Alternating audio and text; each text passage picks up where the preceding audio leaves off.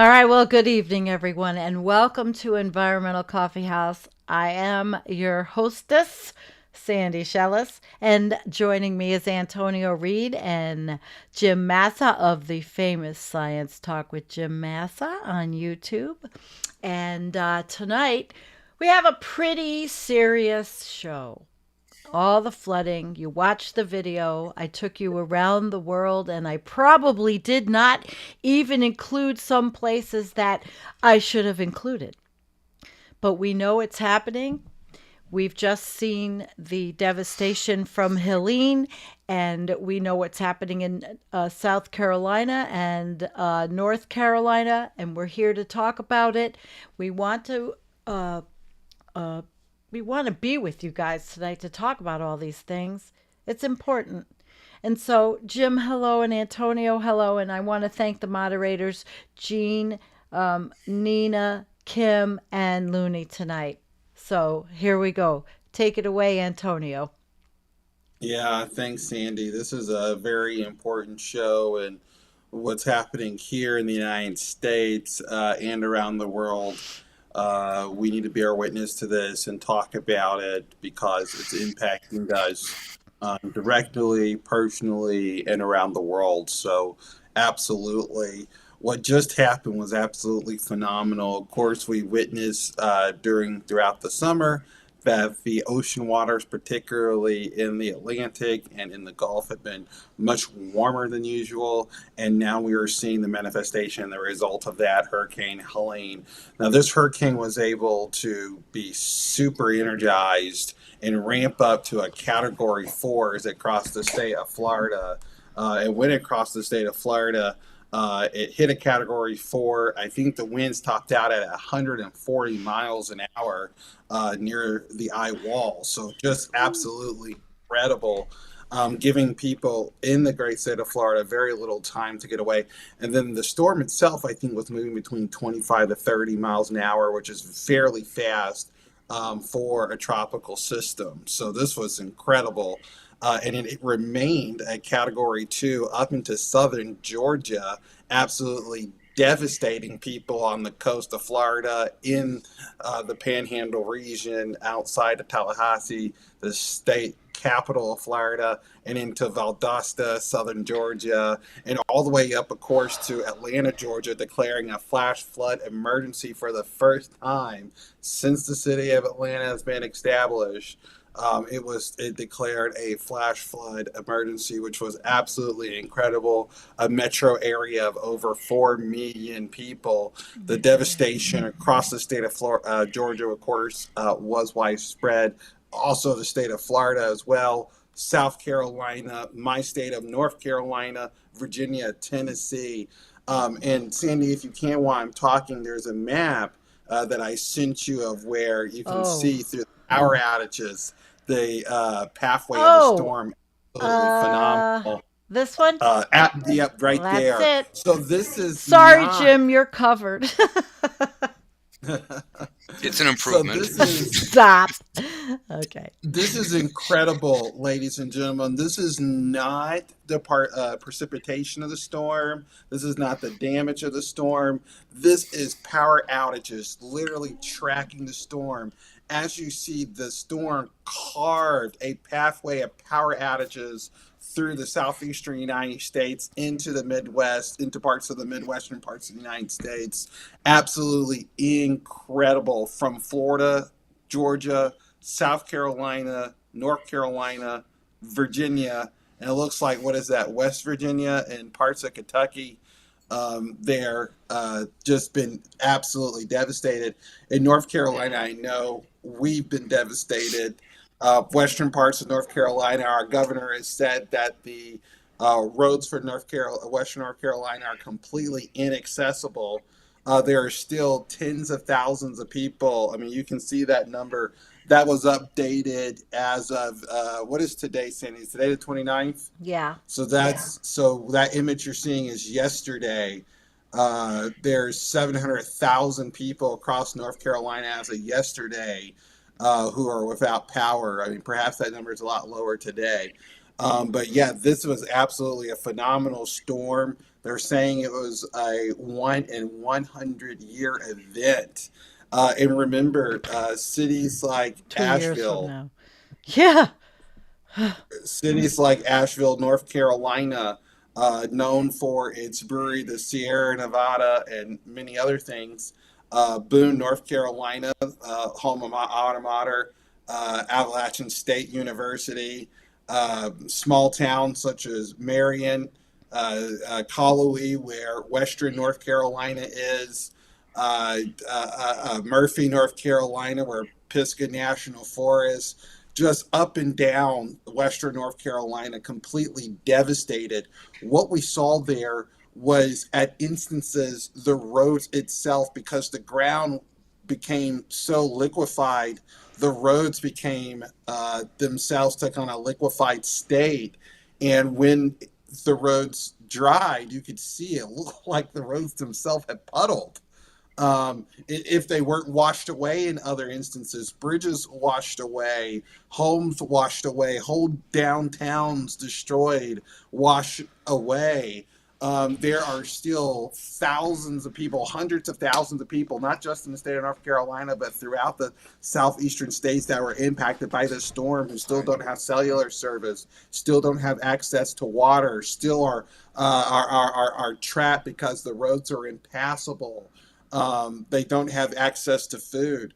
This is happening right now to people up and down that pathway of destruction we saw cutting up through our country by Hurricane Helene. These impacts are going to be ongoing.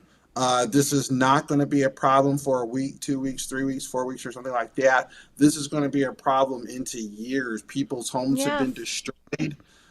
Even when their homes have not been destroyed because of the flood waters, those homes are going to be condemned due to mold and all types of toxic materials that have now gotten inside of that infrastructure. So this is very worrisome. This is very scary to see just how dynamic these impacts from the hurricane have been so far inland in the United States.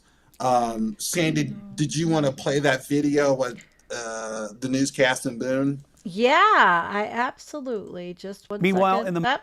Yeah, I'm Nachi. Sorry, guys. We'll watch it right now. mountains, North Carolina leaders say all the roads should be considered closed. Several counties are experiencing flooding from what was Helene. During a briefing this afternoon, Governor Roy Cooper calls the storm one of the worst to hit the western part of the state. With the rain that they had already been experiencing before Helene's arrival, this is one of the worst storms in modern history for parts of western North Carolina. The end of the rain. Now the main concern is the mountains tonight and the flooding dangers there. Queen City News reporter Daniel Pierce is in the Blowing Rock area with the damage that he is seeing. Yeah, a lot of the concern for people that live in Blowing Rock is the impacts that the water is going to have as it continues to trickle down, as well as this wind as that continues to pick up and the ground becomes just saturated. And that saturation and the heavy wind is making the roads impassable, which has also made it near impossible for a lot of drivers, including us, to get to Boone. Friday morning, before we could even make it to the outskirts of Blowing Rock, we were already seeing the hurricane's destruction. This tree toppled over 3 lanes of Blowing Rock Boulevard, with more snap trees in the background. Just a mile from that, another one sitting across the street from a business with part of its roof nearly gone. If the debris field wasn't already reason enough to avoid the roads, the thick fog from the mountain was, with some drivers going a snail's pace for safety. Once we got into Blowing Rock, just 6 miles from Boone, our journey took a turn. It wasn't just trees blocking the road, it was deep water and even a mudslide on the back roads. Just north of the App Ski Resort, and this is what we've been running into. We got what appears to be a small mudslide that has overtaken a lot of this road right here, blocking it off. We have water running down into people's yards because there are homes down there. Yeah, I've never seen it flooding this bad. Scott Albert was among those who risked his life to try and remove some of that debris, not just to help people he'd never meet, but to make sure his wife and 8-month-old at home could have a way to get out if it came to it. Power lines out, just a significant amount of flooding, and we know that the flooding is going to keep on rising because of the water kind of washing down the mountain. Concerns when we're going to get power back, when we're going to get cell service back. An old gentleman who I spoke with that owns a gas station said they were closed on Thursday. They were obviously closed today, and he said they may be closed on Saturday, maybe even Sunday, because the employees that he has that works here are students at App State in Boone, and right now they just cannot get anywhere. In Blowing Rock, Daniel Pierce, Queen City News. So there you go. There you go. It was quite a shock for you, Antonio. I know when we spoke last night, you were quite upset. Yeah, pictures had come in of my alma mater's campus, a place where I would, walk to class daily, was completely underwater. And if you've ever been on Appalachian State campus, it's so hilly. It's so, you would think, my God, how could water ever pile up to even sit there? So it was quite devastating to see that. And it was quite devastating to see so many places that were so familiar to me, so many places that I spent so much time destroyed. I know. That's very, very upsetting. Sorry. Oh, something went on. I didn't mean it to go on. What I was looking for was the numbers that I had assembled Go ahead.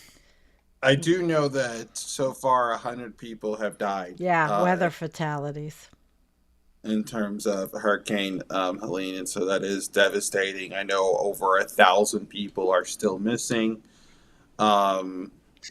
This was an absolutely devastating historic storm. Presumably that number of dead will increase, but I don't think it will match the number missing. I think many of those people will be found as we restore power and communications. I hope so. It said 38 in North Carolina with 1,000 remaining missing. This is 3 hours ago. And those are early numbers because I saw from Buncombe County alone, 30 people were missing. That was one. 30. 5. Yeah, you probably were looking at the same thing I was. 28 in South Carolina, 21 in Georgia, 12 in Florida, 2 in Tennessee. These are very early numbers because, like I said, Buncombe County was just one of the affected counties out of 25 that were devastated, and 30 were dead, confirmed in Buncombe alone. So these are early numbers. This is incredible. This is a devastating event. We have not seen anything like this in living memory. But it's not just happening here in the United States, and that's the very important picture to keep hold. Yes, it's absolutely devastating. Yes, it was absolutely shocking. No, we've not seen things like this before. Yes, it was unprecedented, but is it in fact happening all over the world? Unfortunately, it is in fact happening all over the world. We're seeing devastation outfall in places like Central Europe, where the Czech Republic, Romania, and Poland have been absolutely devastated by a series of ongoing flood events as well.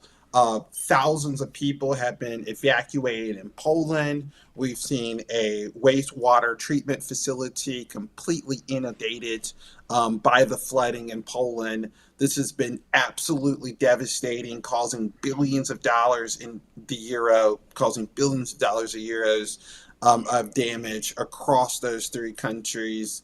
And we continue to see that this is destabilizing the population in those areas. It is disrupting economic flow. And this is the consequence of climate change. Just earlier in the summer, the Czech Republic, Poland were facing devastating heat waves. Now they're facing devastating floods that are disrupting the populations in the public there. Just so upsetting. No, I was just pulling up things for people to look at while you were talking. And also, Yeah, Slovakia also was hit with floods. And, Slovakia is a pretty mountainous country, and the Danube was overflowing. It was just a couple of years ago that both the Rhine and the Danube had really, really low levels that ships couldn't go on them. Yeah, and in fact, in the Rhine, running through Germany, you could like practically walk across the thing. And now it's overflowing. And what the thing with climate change is that we're just going to see these swings and extremes from one end of the spectrum to the other, and rapidly. And really, when you think about it, for most of the last, I don't know, 100,000, 200,000, a couple, maybe 1 or 2 million years, Earth's been in a pretty decent steady state. But humans, with their activities in just a few short centuries, have so perturbed the system that the planet, in trying to find its new state of equilibrium, keeps, and along with the continued perturbations, it's just not able to settle into a new equilibria state, and you're going to expect this is the new norm. I hate to say, if you can even call it normal, but this is the new reality. yeah. And so as we're seeing the world warm up, everyone here knows the climate statistic that for every 1 degree Celsius that the climate warms, we're going to expect a 5 to 7% increase in the amount of moisture the atmosphere can hold. And what we're now seeing as a consequence of that are rain bombs developing everywhere. Sandy just showed a picture of Dubai, a place that you would think of as a desert being devastated by floods. I mean, this is absolutely incredible what's happening in places as far as Dubai that would be facing the same type of events that places like North Carolina are facing, or places like the Czech Republic are facing. This really shows that our climate is dynamically changing before our eyes. Places where people thought they were safe from extreme hydrological events are not safe. People thought that 300 miles inland of the mountains was safe from hurricanes. People thought that deserts were safe. What we are showing is that those places are not safe in the new climate regime. And as Jim has just beautifully articulated there, not only are they not safe in the new climate regime is not even the new climate regime. It's rushing into another climate regime, to another climate regime, to another climate regime. That is to say, we've not even yet begun to establish the new normal. And as you're bringing up, absolutely, Nepal. So now we I go from yeah. from the southeastern United States, Europe, to Dubai, to now Nepal. Sister, Outrageous. I can't play it. I can't get the sound effects to work. Sorry. Go ahead. Yeah, that's fine. We know that over nearly 150 people were killed in the floods in Nepal. Absolutely devastating. Again, this is early numbers. It could be many, many more people who are devastated in these floods. They're extremely widespread, impacting infrastructure, drinking water, electricity, Wi-Fi services, cellular services, transportation services, food networks. These impacts are extensive, widespread, and long lived. And that's the part that people have to understand, that just because the flood waters recede, the crisis is not over, particularly in terms of resettlement of people in these areas. We've talked about before this question of rebuilding. Should people rebuild on the coast? But now we're having real Mm. questions. Why were, for example, in the mountain regions, our infrastructure so vulnerable? Think about this. Where do Well, you think humans build in the mountains? they build Human, all over them. well, we build in the valleys, Yeah. right? Yeah. Because that's the flattest land, that's the easiest to develop. Yeah. Right. But in a situation where there's a flood event, guess where the water goes? To the valley. I To the know. valley. Oh, yeah, to the valley. And so we turned those valleys into parking lots, into paved structures, and what have you. And so it's a kind of a doubly destructive mix between human planning. But that just goes to show you, in the previous climate regime, it was safe to do those things. Okay, it was safe to build fairly large cities. For example, Asheville's a city of 80,000 people in the mountains. Okay, it's a fairly large mountain city. Um, Now we're really questioning in the new climate regime, is that tenable? Is that sustainable? Tangible. Is that Yeah. something that we can continue to do? Well, they want to do it in they want to rebuild everything in Pinellas. I had that video about Pinellas. You want to see that, and then we can talk about the insurance and listen to what the people are saying. They're right on the coast. Yes? Absolutely. All right, let's look at Absolutely. this one, and then we can talk about the fact that this is what people want. They're already saying they're just go up, okay, Take a look. but hang on, we'll look at Florida too.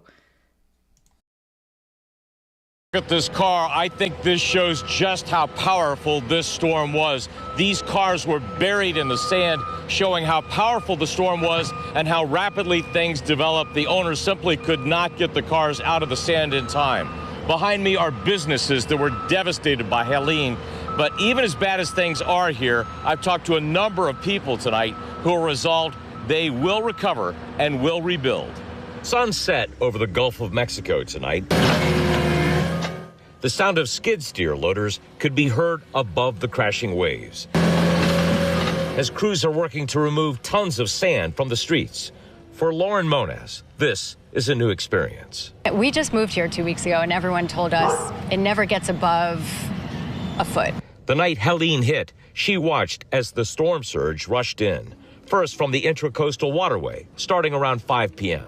And then by like 6 or 7 p.m., the Gulf started coming, and both bodies of water were meeting and pushing into our homes. Marianne Ferentz lives a few blocks down and also rode out the storm here. I've had a house here since 1993, and so we've seen storms, but nothing like this. This was unreal. This is a disaster. It was water rushing through the streets and the sand and the stink. She owns the Dewey Restaurant in Paso Grill and Mise en Place in Tampa and loves the area. Paso Grille's the best.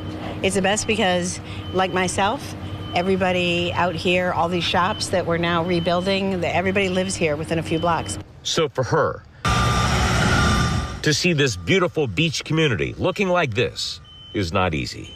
It's pretty devastating, but there's the two sides, like everything in life, right? So there's the side about this is incredibly devastating and everything might be over, and the community spirit and the human spirit that goes, okay, we're going to do this. Let's bring it back. She's confident the community and the businesses here will rebuild, but she's worried about the next storm and the one after that, whenever they may come. The thing that we're going to have to consider is this is not the last one. Has the climate changed to the point that, this is our new life? The Pinellas County Sheriff's Office has now updated the death toll. Sadly, 9 people lost their lives during Helene.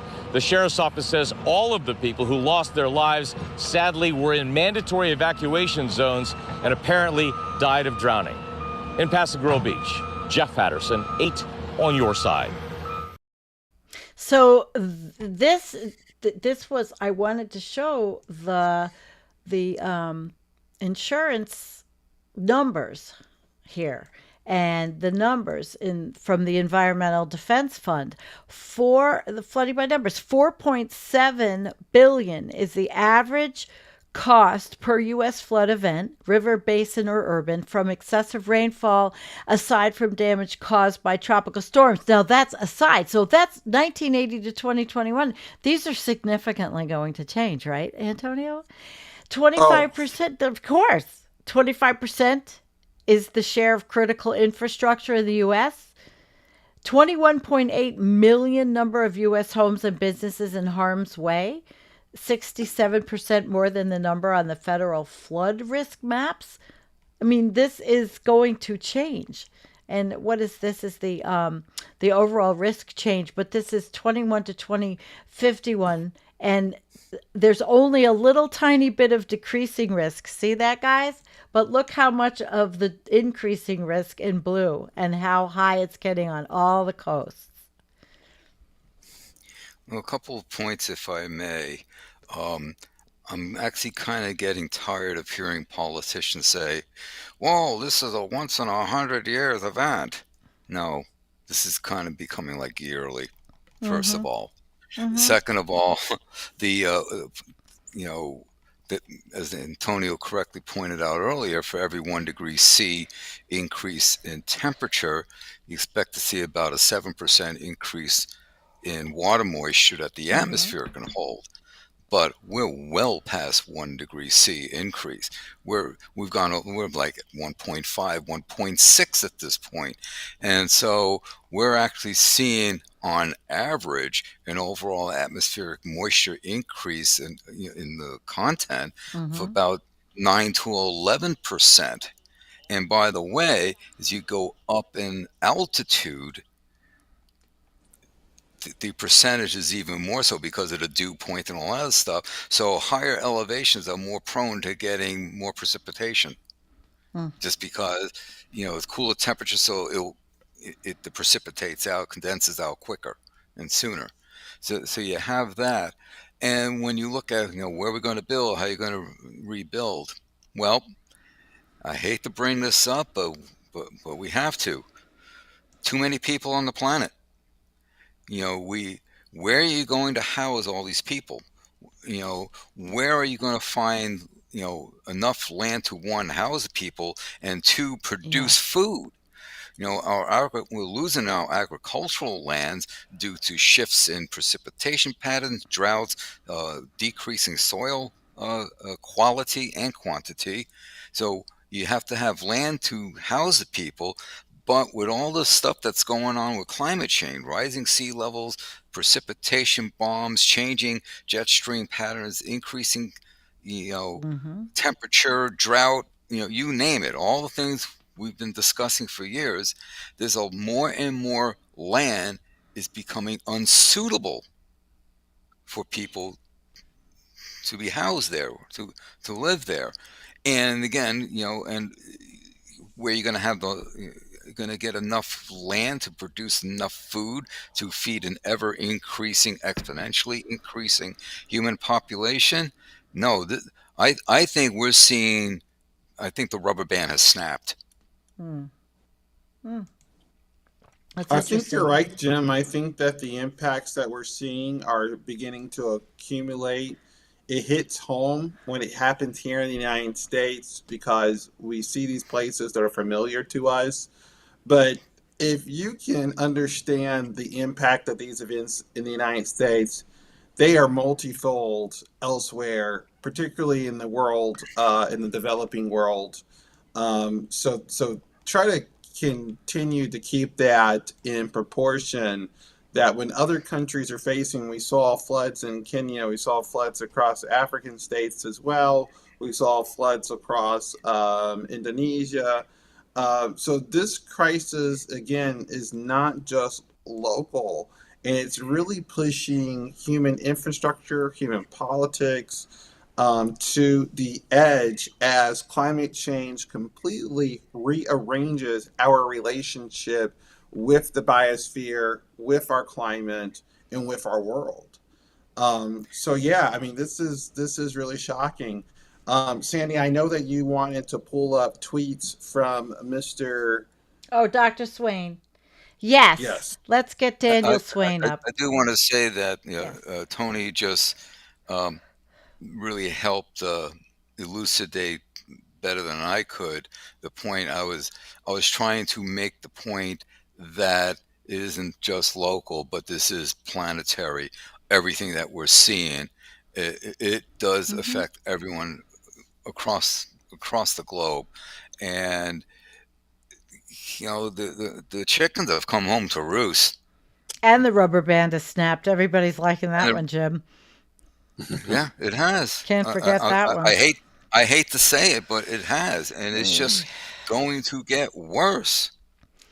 Well, let's see what Dr. Swain has to say. I really like him, Weather West. He usually talks about, obviously the West Coast, but he's talked about fires and floods and atmospheric rivers, and he's very good. So what I would do is, these were all the tweets that were that were in the thread. So we'd look at a few of them.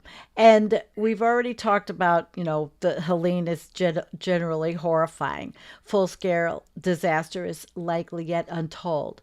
20 to 30 inches and perhaps locally 40 plus of rain fell along the highest ridges of southern Appalachians due to 1-2 punch consisting of extreme predecessor rain event that was historic in its own right, followed by further extreme rain directly from Helene. That's a new one for me. The predecessor rain event. Yeah, because there was a lot of rain already occurring in the southeastern states before Helene. And of course, that had already pre-saturated the ground, making it even more vulnerable. We were getting a low pressure system that was already bringing a lot of precipitation, making the ground, like I say, already weaker, more saturated, and so completely unable to accept in some areas, 10, 20 to 30, maybe even 40 inches in some areas, plus inches that occurred as a deluge from Hurricane Helene. So absolutely. And then he said about the most extreme rain in observed record area across much of the region, which I think you've already said, Antonio, was over 100 years. But it's widespread and catastrophic. Let's go down. Oh, and just what you said, the floods, which were concentrated in the valleys containing rivers and typically modest creeks and streams, involved extremely large volumes of water moving downhill at high velocity. This was not gradual or gentle inundation by any means. No. At Appalachian State University, again, my alma mater, it was absolutely incredible. There was a wall of water that was actually rushing on campus, and you saw it pushing and overcoming vehicles. Just absolutely incredible to see this happening in the United States, in a very developed country. This is really shocking. I would have never imagined when I was on campus over the 5 years and 3 degrees that I did when I was there. Right. I would have never imagined anything like this taking place, anything like this even possible. Well, nobody would. That's the whole thing. People are saying, I was reading, people were saying, well, they should have been ready. They should have read about it. No, nobody could be ready for this because this was really not expected one bit. That's such a shame that it is a shame that's already happening. Yeah, because you look at the widespread damage, the calamity of it all, and to blame those families, to blame those people, right, whose lives have been abrupted and destroyed, and say, well, they should have been better prepared. Yeah, I don't agree with that because we didn't have that sophisticated amount of information. Yes, the rain bands, but Matt, what are you asking average people to do to stand in the way of 140 mile an hour winds? Matt let the letter hack. Matt Strackbine, who I do the show with on Wednesday nights, is in interior South Carolina, and I had talked to him about it. I said, "Are you preparing? Are you okay?" And he said, We're inland. We're so far inland. And they haven't had power since the thing happened. And they've had some pretty bad weather, and he got in touch with me finally tonight quickly to tell me obviously they don't have power. But his wife and him, she's in permaculture. They grow food. They were somewhat maybe in a better position. I didn't know if they have backup power. I will be talking to him about that. Thousands, and that's the thing that people have to understand. Thousands of people in these Without states have been told by their regional energy power facilities operators that they are going to be without power Yeah. for weeks. Okay. Yeah. And some of these people who are going to be without power for weeks, it is easier to put up a power line than it is to completely restructure a road Right. and repay. How Okay. about how about batteries like they did in Puerto Rico? The government could order batteries and make a contract with, let's say, EcoFlow or one of the companies Well, I'm that makes sure batteries. And many things like yeah, that are going to be taking has to. place. Absolutely. But what we're talking about is an area so much more widespread than Huge. Puerto Rico. And that's why this is so devastating, is because, we do have pockets of big populations in the mountains, but also it's very rural. People are spread out. And so there's a Hmm. lot of people spread out. And so we have a lot of people who are now disconnected from water, disconnected from food, and have no ability to access it because, as I said earlier from our governor, all roads in Western North Carolina have been declared closed because of their impassability, whether they've been washed away, whether they have liquefied, whether trees have made them impassable, or there has been landslides that have buried them. So this is not a situation that people are just simply going to be dealing with over the weekend or Yeah, I don't know if Matt knows that. I don't know. I hope that they're going to be okay. We love Matt. and we're going to see people continue to die as a result of now being cut off. We just got a warning for the North Carolina EPA that no one in Western North Carolina should be drinking out of municipal water supplies at this No, time. I mean, this is deadly. the This is sewage. deadly. I mean, And imagine what's going being. to Go Go ahead, ahead. Jim. no, let me finish up, Tony. There was a delay there. I thought you were Okay, finished. I'll finish in 2 seconds here then. Just imagine, just imagine being somewhere trapped in Western North Carolina where you're 10, 15 miles away from the nearest municipality and you have no water, no food, Mm. no electricity, Oh my and gosh. the roads are destroyed. Helicopters. They're going to have to fly in provisions. I mean, that's what I read is happening already. It's Yeah, starting to over happen. 700 National Guard have been deployed for the western part of North Carolina, with hundreds of additional local search and rescue operators as well. Yeah. What's also going to exacerbate things is, first of all, the overall from the U.S. Our infrastructure, when civil engineers rate it, they give Hmm. it a D as in David plus. So the infrastructure is in poor shape to begin Boy. with. Also, we are now past the autumnal equinox, heading towards the winter solstice, meaning Wow. temperatures are going to get cool. And if you have, especially elderly, but people in general, if they can't get power, if they can't get heat, you don't know if they have a wood stove or anything, Hmm. you're going to have people starting to freeze to death, get hypothermic, something like that.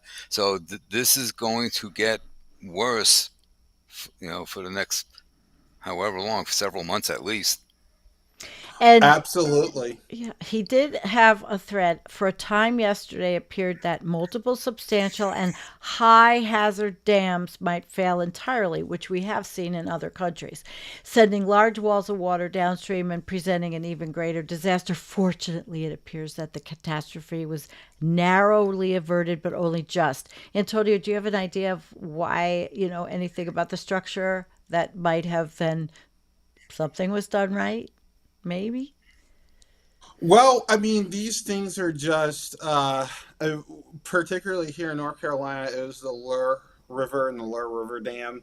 that was situated to collapse, to completely fail.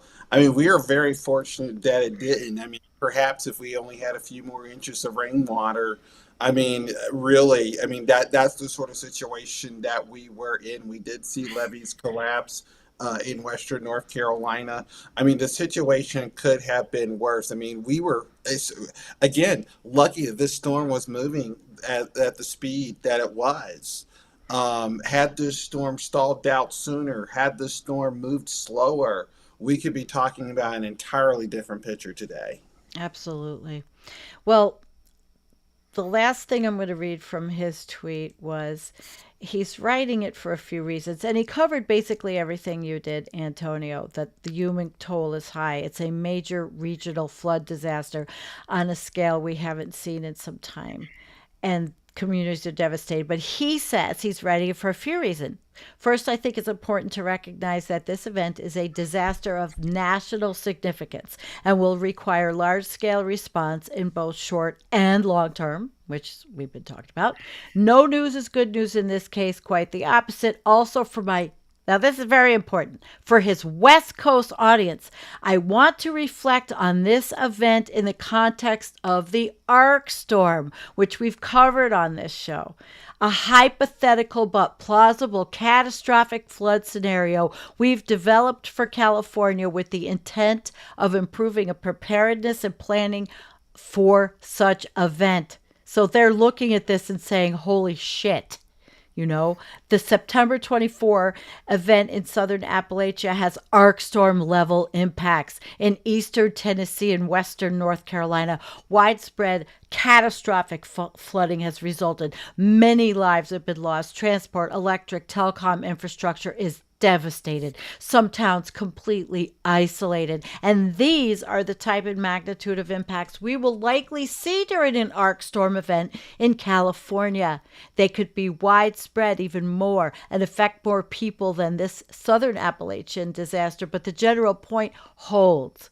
So isn't that interesting? Absolutely. Absolutely. Because, you know, and to think about the arc storm weather monitoring Uh-huh. scenarios, what's interesting about them is, of course, Southern California is much more populated than the area of the Appalachians that was mostly impacted in Tennessee, North Carolina, and northern Georgia. So I mean, my God, just to see the scale of the disaster here to overlay over parts of California would Yeah. be unimaginable. But that's the sort of climate system, climate regime we are quickly moving into, an unprecedented world where we're going to see things that people who are alive today have never seen in their lives. Areas where people thought were impossible to flood will flood. And that's exactly what we've seen in Western North Carolina. Mm-hmm. Um, so this is what's happening, but again, not just in Western North Carolina, happening in Central Europe, happening in Nepal, happening in Dubai, happening across African states. So this is real. This is happening fast. And as Jim said, we are bumping against that 1.5 degree Celsius guardrail with no signs of letting up or slowing down. Right.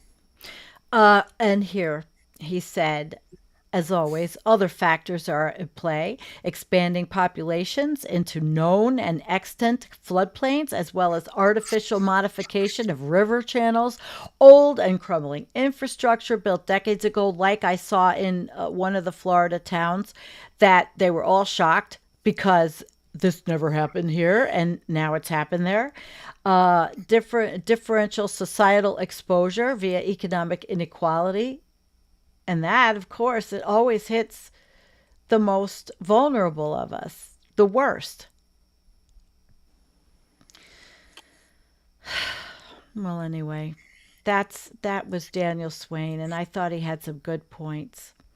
And Oh, absolutely. there was one I wanted Jim, I think. Oh, Jim, do you speak to this one? That's not to say that climate change is solely responsible for this or any other disaster, of course, although there are crystal clear links between warming and consequential increases in precip extremes, particularly in those. So, Jim, do you want to speak on that one?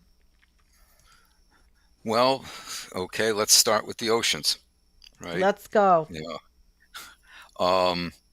Oceans are, extremely warm. They've absorbed over 90% of all greenhouse energy that we've introduced into the system. And for a while, the oceans were kind of saving our bacon. It was going, it was absorbing the heat energy. It was being sequestered. It was being sequestered to depth. Well, now it's no longer being as efficiently sequestered to depth.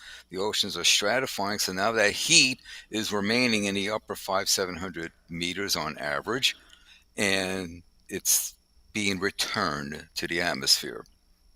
There are mechanisms for that. I'll be discussing that in my videos on my channel. But the point is that we had all this ocean heat.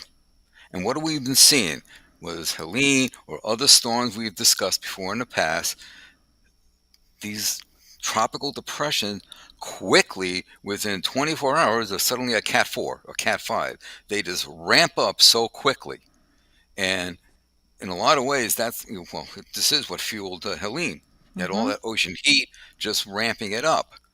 Usually, when you have a cyclonic storm moving across an oceanic body, it draws up the heat because that's a way to distribute energy across the surface of the planet. And as it pulls up that heat, it creates an upwelling in the ocean, and usually the upwelling brings up cooler waters, which then help dampen down or at least modify any further energy uptake by the cyclonic system. That is no longer the case. It's just pulling up more warm water from below. Right. So it just keeps fueling it. And this is one of the reasons why these storms ramp up so quickly. So now you got all this energy and warmer water and warmer atmosphere, more moisture. So you got more energy. So you get your 140 mile per hour winds or higher, and you get your precipitation loads, and it just distributes that. Now, what's unusual with this storm is how quickly it moved, because when you look at what's been happening with the jet streams are slowing. Now, a couple of years ago, we had, Harvey, that kind of parked itself over Texas and just kept dumping and dumping and dumping because the system stalled. It just literally stalled right over Texas and go, well, here's all that water from the Gulf of Mexico, and we'll just give it to you guys inland. Yeah. But, look at what's in the Atlantic Ocean right now. There are like 3 more storms lined up. God. Ready to go bang, bang, bang, one after the other. I actually have that little... You guys are not out of the woods, I hate to say. There's more coming. Well, that's the clip. The last clip I have is that clip. I'll show you. There's more coming. Really, it'll take me 1 second. I'll set it up. It's very quick, but this is what is going to be coming. And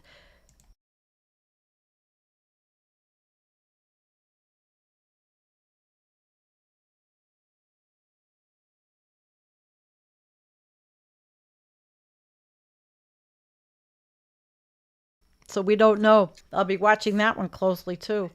I wish my mother didn't live in Florida. But we were talking earlier about all the floods in Central Europe. Portugal's on fire. Yes, Portugal has been on fire. Portugal is on fire, like pretty much close to the other stuff going on, and that's because of what the jet streams are doing. It used to be that you had a pretty strong or fairly well-defined gradient in temperature and pressure, so that the jet stream would follow a well-defined zonal path. Well, that gradient has been diffused. It is no longer well-defined between temperature and pressure gradient, and this is causing, will continue to cause the jet stream to meander, so that you get more of the meridional component to it as opposed to just staying strictly zonal. So it brings down the moisture here, but brings up the hot air here because of how the jet stream dips down meridionally, so that Portugal's on fire and Poland is turning into an inland lake, an Un- inland sea. unreal. It's just this Unreal. crazy stuff going on. And here's another thing. Talk about the oceans. Recent research is showing that the North Atlantic Current, Yeah. which is the northern leg of the North Atlantic gyre, is shifting a few degrees northward. Mm. Now, the North Atlantic Drift is an extension of the Gulf Stream, which goes to higher latitude, and that's where deep water formation forms when it was, as it cooled, salty water density, and it sank and all that kind of stuff. Mm-hmm. We talked about that many times. Mm-hmm. But the North Atlantic Drift, which is the northward flow, going from west to east of the gyre, is moving northward. This is going to affect what happens in Europe. Southern Europe, Central Europe, Northern Europe, it's going to affect that. And it's going to squeeze the systems that form the North Atlantic Oscillation. It's going to squeeze those, and then it's going to concentrate where the cool weather happens, where the precipitation happens, and it's going to drastically have an impact on European climate. And for that matter, Scandinavia and the UK, Iceland, and so forth. That whole region. So that's something else to be looking towards. In addition to what's going on with ENSO on the other side, plus the Pacific Decadal Oscillation, the Indian Ocean Dipole. All these oscillatory systems, all teleconnected. And, as I have argued, the oceans are really one big ocean. We call it the Atlantic, the Pacific, but it's really one big ocean. And there's just so much energy in the oceans. It's just going to wreak havoc with what happens in the atmosphere and with the climate, because the oceans are the true drivers of climate. Absolutely. Absolutely. And that's what we saw. We saw the water dumped in North and South Carolina and Tennessee. All that water vapor. Incredible. The water vapor. Yeah. It was incredible here in Winston, just bearing witness to just being there after the storm. When the storm had passed away and the sun had came out, the humidity was so unbearable. I really couldn't believe it completely, it had felt worse at 84, 85 degrees than it did at 100 degrees earlier than the summer. Ugh. It was so muggy, so hot, so unbearable. Yeah. Now, again, imagine not being able to escape those conditions via air conditioning. And people can't in the rest of the world. How many people can't? Yeah. I mean, it's becoming insane. And even our own country, Arizona, has now really broken the rubber band, so to speak, as heat. But they, most people have air conditioning, but there's got to be people that still don't. And, Right. and what happens is that, the wet bulb temperature gets really affected with the humidity, and, hyperthermia is every bit as dangerous as hypothermia, and especially with older people that are not able to thermoregulate as efficiently, they are especially vulnerable and at risk. Mm-hmm. Absolutely. Yeah. So we've got a lot to look at. And I follow a new gal. I will give you her name when Samantha. She is a PhD emergency management professional also. And I'm sorry, I forgot her last name. I've been writing to her. I thought she would have been great for the show because Nicholas couldn't come, but I do want to have her on, and she's absolutely flipping out over all this and how there has to be so much more, because the states just don't have the wherewithal and they have to get FEMA pretty quickly. And everything is now declared an emergency. I mean, FEMA and all the funds are going to be opened up, but it's going to be. I'd say I've always say this when they are going to build these cop cities in these cities, they're not. They're going to end up having to be disaster management hubs when it gets worse. I hope to see that happen. I mean, I hope that, I mean, that might be hopium or wishful thinking, but we have to have disaster management hubs because you know what they're doing in these Florida towns? They're fixing the sand back over the walls. All these hotels and all these big buildings, they had retaining walls all around them, but you never saw it because the rocks and the walls were all covered with sand. All that sand is in several cities is all over the city. It blew all over with the water. It is, and those levees, those walls are all exposed. But that's what the cities are spending their money doing, moving the sand back. Some of them, yeah, moving the sand back. And Well, a lot of this is denial because, I mean, we are really in a precipice. I mean, I understand partly the denial here. If you ever play City Skylines or City Builders, this is like the situation. This is the situation where you realize you've made a big infrastructure oops. And now you got to go back and redo a lot. But this is the real world. I mean, you can't just click on things and just disappear them and then just. No. So this is magnificent because if you tell people the truth, we have a sort of cataclysmic impact to our economy for which there's nothing been like in the history of our economy in terms of people getting the hell out of Dodge, just getting out of the market space where these places are going to be extremely impacted.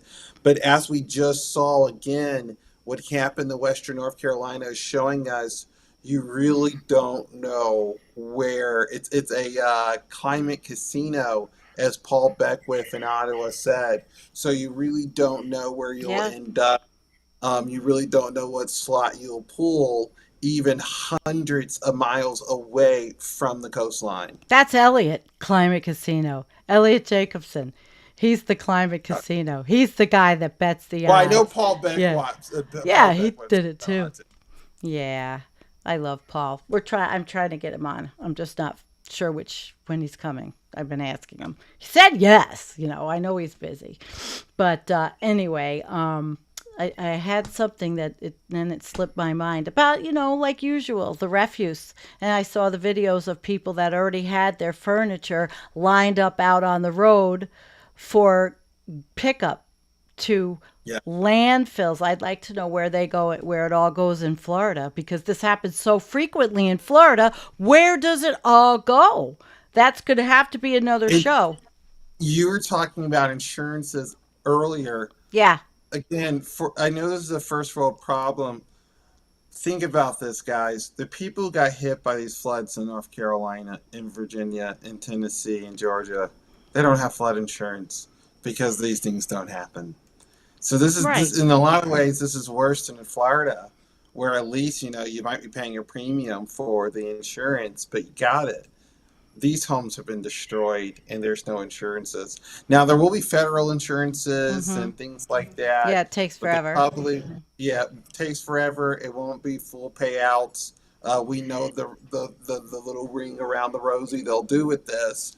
But this is absolutely devastating, and it's a harbinger of things to come. Alex says all the junk goes in the ocean. No, it can't be. It can't be. I'm going to find out what happens to all the refuse from every single storm in Florida. Well, here's something else to think about. Okay, so you have all these houses that have been basically obliterated, not livable. Even if the structure's still standing, as Tony said earlier, you have the issue of mold. So you have to basically just tear it down. So, as you guys just said, where do you send all that stuff to? You can't, it's not good anymore. Well, off to the landfill. But that means where are you going to get the materials to build new structures? You're going to have to cut down more trees. You're going to have to, pour more concrete. And we know that making concrete is a huge greenhouse gas emitter. So where are you going to, I'm sure Georgia Pacific is chomping at the bit for all the business it's going to get. But come on, where are you going to, you're going to have to cut down a lot more forests to just, come up with the dimension lumber and the OSB and et cetera. Does everything have to be rebuilt with lumber? But then I guess if you rebuild with steel and concrete, that's still just as horribly polluting, but it's not taking the trees. I mean, these questions are incredible because I'm just thinking about if I was a small business owner in downtown whatever, and the floodwater's gone over the ceiling, I don't care. Right. Metal, wood, plastic, whatever. This is completely nonsensical. This is not tenable anymore. This is a situation that is well beyond those questions. And this is what I think people are starting to settle in, because if this happens, it's not going to happen. I bet this is not going to happen next year. Okay. You think? But is this going to happen in the next 3 years, 5 years? I mean, this is going to happen so often that it doesn't have, people don't understand, it doesn't have to be every single time a storm comes, this is what happens. Right. That's not at the level for which things collapse. Okay. That would be ridiculous. If your downtown is getting flooded to the point where water's going over the roofs, and that's happening once a decade, that's done. You're done. Nobody's doing that. Nobody's going to be anywhere where they're expecting catastrophic destruction of their homes and their lives at least once a decade. So we're moving into a climate regime where the level of destruction and catastrophe is going to be well greater than once a decade. So think about that. I mean, that is what people are going to have to start realizing, is that the great catastrophes we are seeing now, you might endure them again over the next 2, 3, 4, 5, 10 years. And Jim said earlier, there's 8 billion people on the planet, and each country has to deal with homing the people. And I guess that's where I come up with, thinking about plans to use less harmful materials. It's just another feedback loop. It's just people, and that's just it. And I tell people this all the time. It's the same thing with lowering emissions. As these climate impacts accumulate, these more nuanced and sophisticated conversations that can only occur in a time where civilization, where there are cab rides, you can nail an Uber, you can order a lunch, there's air conditioning going on. That is where those type of conversations, that world is gone. We're talking about a world where we're pouring billions of dollars just to maintain some sort of normalcy, and then that's being questioned. So people are not at all interested in what is the most sustainable materials to rebuild. They're just interested in trying to get back to normal as fast as possible, with a hope and a prayer that this won't happen in the next 3 to 4 or 5 years. You're right. I'm just asking those, I guess, more the broader things. And we certainly should be asking those questions. But it's just the reality that as we face these impacts, I mean, people are going to become more desperate to get things back to normal. And it's kind of like the Wizard of Oz. If you can just paint the road yellow again, if you can, so to speak, and make things look pretty again for the moment, then we can kind of live in that space and not think, oh, this is going to happen. But all of that now is being questioned. All right, guys, what do you think about a few comments? Sure. Let's get the peanut gallery going. All right, Keith is asking about the vapor pressure of water goes up with temperature in an exponential way. Jim should say something about this. The extremes will become more extreme. Well, Well, you just said it. Keith, you just said it. That's our Keith. Yep, Keith, he just said it. You just said it. He also said something earlier. He had one word, it was thermogeddon. Oh, He put up. oh, really? Oh my Yeah, gosh, I didn't I thought it see was that. quite clever. Oh, you saw that on the Thermageddon, huh? Good one. Yeah. Good one. All right. Let's see here. Climate migration is here, folks. People would need to leave their homes if they can't afford to build, rebuild or repair. I hear the Midwest is looking more attractive to people, and I will have to get with Dr. Emily Shorting from American Resiliency for an update and see if she's actually now going to update her her prognosis for the different states on livability, especially North Carolina, which I think she had recently done. Okay. Yeah. Yeah. And the one thing I will say about that too is you got to remember it is a climate casino. Whatever might be safe today, there's no guarantee that that's going to be safe tomorrow. So just seeing the event today and going like, oh, okay, well, I'll mark that California is dangerous because the wildfires, North Carolina is dangerous because the hurricanes are going in, so I'll go to Kansas. They might be good in this 3 year stretch. The next 3 year stretch, they're suffering from a dust bowl. I mean, so so Yeah, we really just don't absolutely. know. Oh, There really isn't a safe place to. no, I don't think so. I Well, don't think the so. thing is, why is everything so chaotic? Is because, as I said earlier, because the system has been perturbed so greatly that initial conditions are constantly changing, that leads to widely different outcomes. I mean, think of this is an example I like to use to kind of illustrate the basic concept of chaos theory. Say you have, and people do not try this at home, but let's say you have an open can of paint in the middle of your garage floor, and you kick a soccer ball at it, right? And the paint goes flying every which way. You can never ever recreate that because you have the viscosity, internal viscosity of the paint, how the molecules interact with each other, what was the force that the soccer ball was hit with your foot, where exactly did it hit the can, what was the velocity that it hit the can, etc., etc.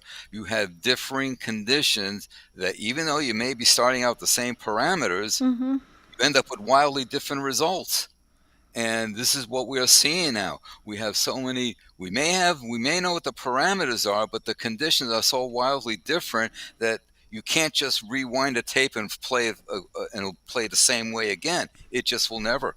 Nope. And so this is why it doesn't matter where you're living. We're all at risk because climate change. No, we should be calling it a climate crisis. We should be calling it climate chaos now at Yeah. this point, because that's what it is. The whole Right. system is chaotic. We need every country to declare a climate emergency, immediately cease to fund any military action, and start putting it into it'll never happen. I know that's And I hate to keep talking about opium. alma mater, but I remember when I was on campus, and even after I graduated, I was telling Appalachian State University that they had to declare a climate emergency. I read your paper, remember?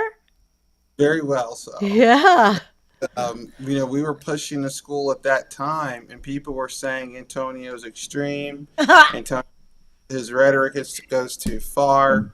And now imagine today, just a few years later, the whole of the school sitting underwater. I mean, this is what I'm talking about. This is the climate reality that is shaping our world, and we have to be proactive. We can't be reactive. Reactive is too late. You were so right. And that's why we're seeing these impacts. Of course, again, I'm not blaming anybody, but that's the sort of world that we're living in. And what we have to do now is, wherever we can, whenever we can, declare the climate emergency. We are in a climate emergency. We are undergoing climate chaos. and it is quite devastating. Antonio, are you possibly going to contact the school after and say, I did have this written and I had the steps all written out? And are you? Or would that be just, Well, I'm certainly I I told you thought so? about reaching back out to leaders on the university campus after this, but I did want to give it some time because things Yeah, are so sure. ongoing. Raw. We still don't know who's all dead. We don't know who's all missing. So there's still a lot of pain and still a lot of destruction, but absolutely. Jump Um, in because your document is the blueprint they are going to need and they may realize it now. you know what? I surely do hope so. That now seeing the school submerged, we realize that we cannot hide in the mountains. We had always had. I mean, there are people who told me that even if things are really bad in the climate, you think about where Appalachian State is. We're Yeah. high enough. We're away from extreme heat. We're far enough away from a hurricane. All of that's down the drain. We have suffered from wildfire in the past. Wildfires in the region are getting worse in the Smoky Mountains. Mm-mm. Now we're suffering from extreme flooding events. So that idea that Appalachian State or these mountain refuges were going to be Elysium, safe havens in the mountains Yeah. away from disaster, that is completely gone. That's completely destroyed. That myth is gone. Myth is gone. The rubber band. How many have we gotten tonight? The rubber band's broken. The The myth rubber is band. gone. Oh my Oh, that gosh. myth, the rubber I got to band has remember them. Don't let me forget them. Because, Climate chaos. yeah, climate chaos. Yeah. Well, that one I put in sometimes. But all right. Let me thank Dwayne for the super chat. Appreciate all the hard work, even though our numbers are small in the doomosphere. The majority of humanity won't listen. That's hard, because also who made the comment about Ron DeSantis taking everything out of anything that says climate change completely out of the state vernacular or anything? I mean, everything? There are people arguing that these events are normal, I and I know. love that. Anytime that I I see that, I go know. like, yeah, yeah, yeah. Cities across North Carolina get destroyed every week. Every week. I know. Every week. You You just know, can't argue with them. It's a very sad state of affairs, but it's a scary state of affairs because then you think, well, will these changes will they get made? Yeah, it's like dealing climate with an wild. alcoholic. If you Yeah. got an alcoholic that isn't in the space to accept help, getting drunk and beating his wife, he doesn't see that as a desperate sign for help. He just goes ahead and beats his wife and gets a little bit more drunk. Yeah. And that and that's what we're dealing with for a lot of people in denial. I mean, a lot of these people, I love the great western part of North Carolina, but a lot of that is Republican country. A lot of those folks up there, they hate to hear the word climate change associated with the ongoing disasters up there and saying, don't make this political. But that's the sort of attitudes. If the same people say things like that will tell you, I've never seen a storm this bad ever in my life. And That it's incredible. I've Go been ahead, Jim. watching them on on videos. Yeah. Yeah, it's just incredible how they have to politicize everything. I saw a bumper sticker the other day say, "Science is not a left-wing conspiracy. This is science, people. This is science." I mean, it's I'm not saying everyone should be a science major. God, that would be crazy. But everyone should be at least scientifically literate. Yes, You and know, prepared now and for the people are not scientifically literate, just in the basic concepts of physics. For goodness sakes, I mean, they're just not. And you know, we have as to you all send them know, to Science Talk I, with Jim Massa. I, I'm an absolute fan of George Carlin, and I am reminded of something he said some years ago. We said the average American is stupid, and half of them are dumber. Ha! Oh my. Oh And my. he had a point. He has a Yeah. point. I hate to say. All right, I have to play this. Jackie will final. 6060 tonight had a segment on whistleblowers on the fraud going on in Florida, and the victims don't even know it, often out 90% of their due. So already the horrible people are going around saying to these people, here, I'll cut you a check.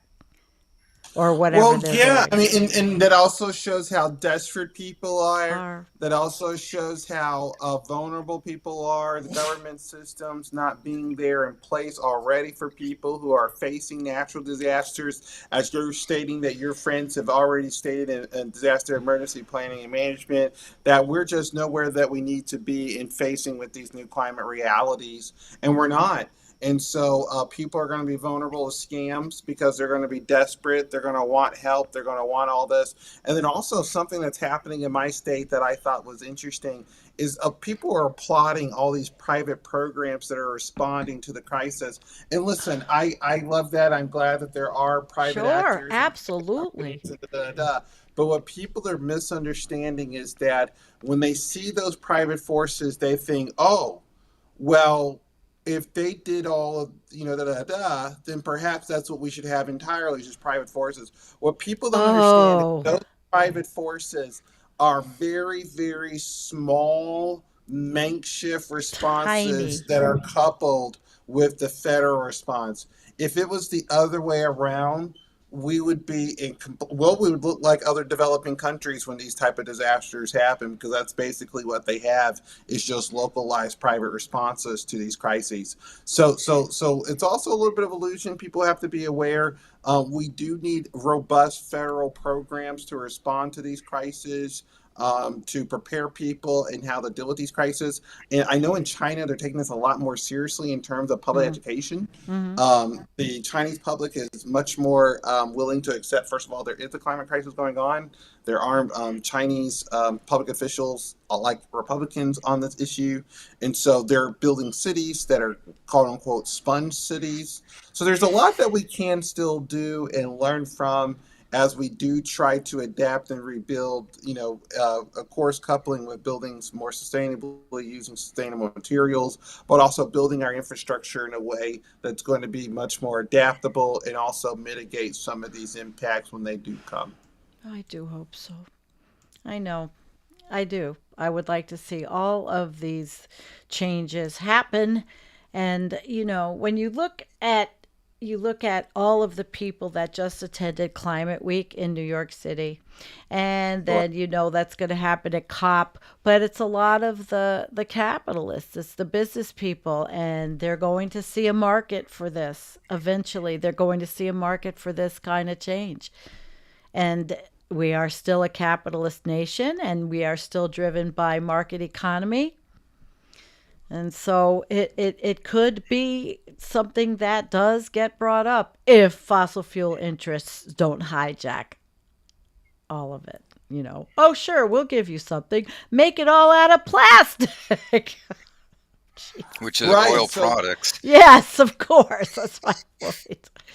Oh, my gosh. All right. We have a couple more I wanted to bring up. Jackie, I have to bring this one again. Don't forget to mention where our nuclear plants are located, next to lakes, rivers, and oceans. Yes, I know they can be shut down, but the physical structure could be blown apart by a wall of water. Some great news! Just wonderful! Oh, boy. That's what happened with Fukushima. Well, not so much blown apart, but certainly inundated. Yeah. I mean, those facilities are actually built to withstand airplane crashes, but not necessarily being submerged. And what we saw by the water. Water finds a way to get in, right? I mean, it's really hard. Watertight doors, pumps. We talked about this extensively on this show before when we were looking at the coastal nuclear facility issue. Absolutely, that's still on top of mind. That it's not just nuclear facilities. We're talking about, this question of where do all these the debris and this material go after events like this? Well, of course, they go to landfills. Guess where a major landfills are mostly located? On the coast.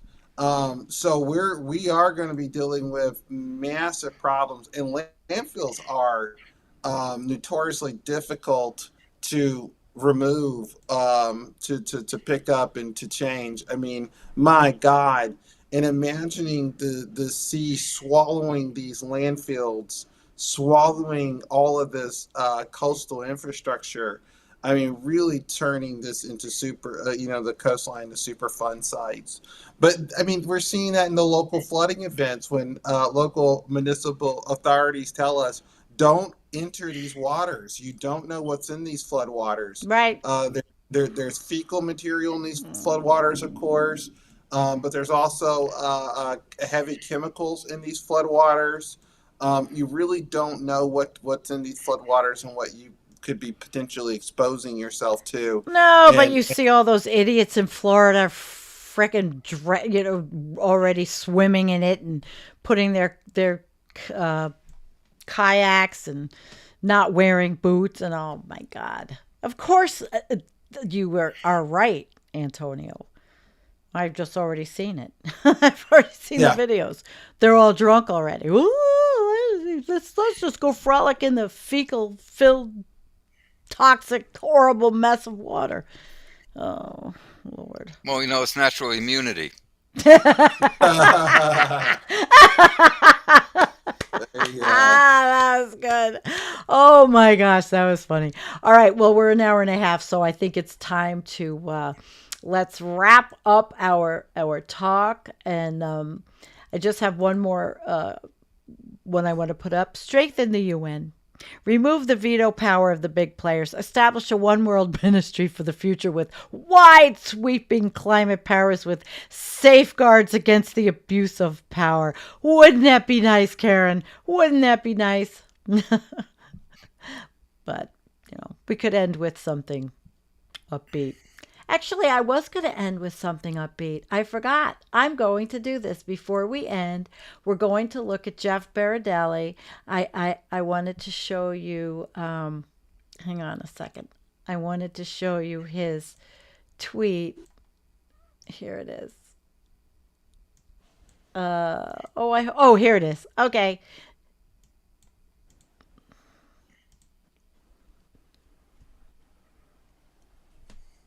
Check it out.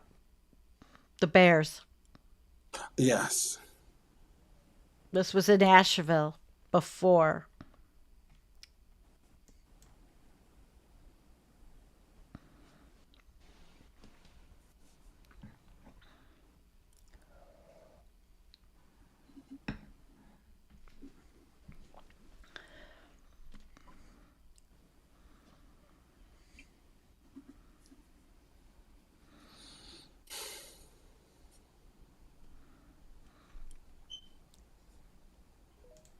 That was kind of wild, huh? And we had been talking about that. Let me shut that off. Sorry. We had been talking about it on my Facebook, actually. I had put that up because I thought, well, do the Bears, the consensus was the Bears actually had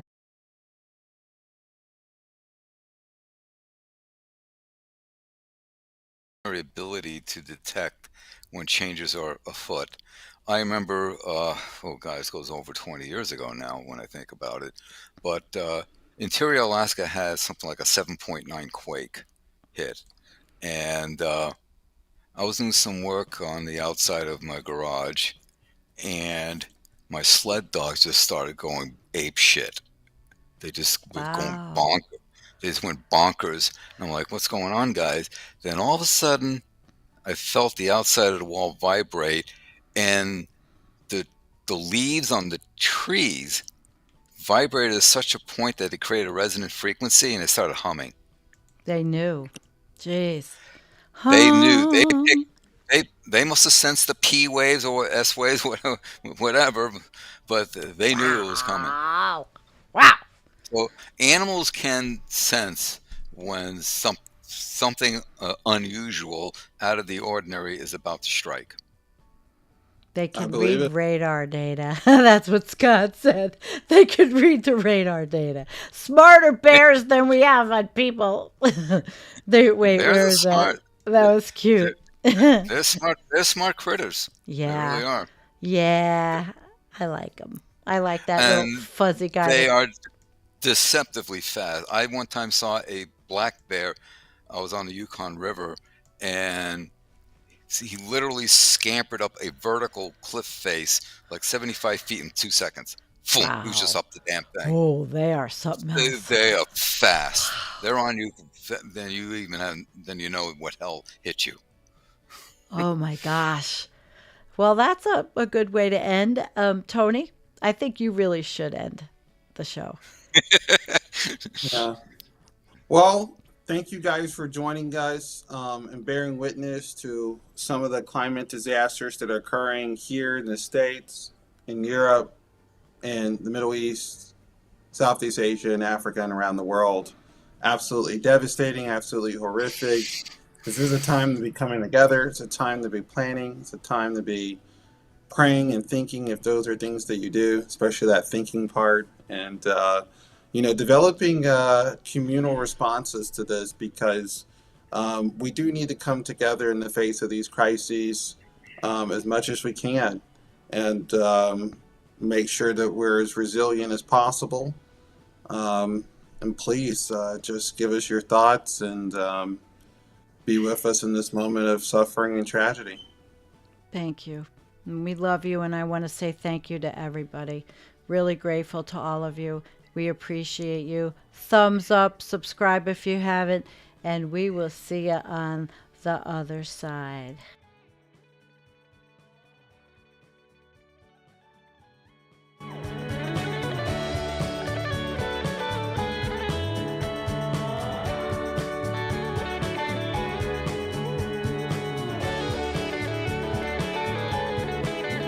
Thank you.